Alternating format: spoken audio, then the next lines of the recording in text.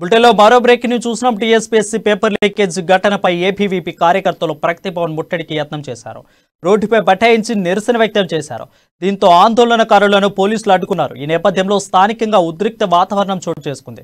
ప్రభుత్వానికి వ్యతిరేకంగా నినాదాలు చేశారు.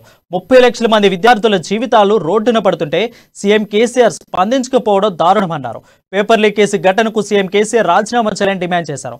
ఇక ఆందోళనకారులను అరెస్ట్ చేసిన పోలీసులు స్టేషన్కు తరలించారు.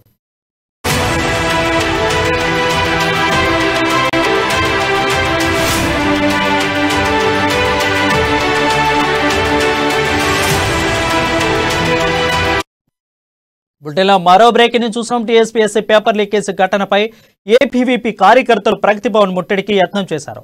రోడ్డుపై బైఠాయించి నిరసన వ్యక్తం చేశారు. దీంతో ఆందోళనకారులను పోలీసులు అడ్డుకున్నారు. ఈ నేపథ్యంలో స్థానికంగా ఉద్రిక్త వాతావరణం చోటు చేసుకుంది. ప్రభుత్వానికి వ్యతిరేకంగా నినాదాలు చేశారు. 30 లక్షల మంది విద్యార్థుల జీవితాలు రోడ్డున పడుతుంటే సీఎం కేసీఆర్ స్పందించకపోవడం దారుణమన్నారు. పేపర్ లీకేజ్ ఘటనకు సీఎం కేసీఆర్ రాజీనామా చేయాలని డిమాండ్ చేశారు. ఇక ఆందోళనకారులను అరెస్ట్ చేసిన పోలీసులు స్టేషన్కు తరలించారు.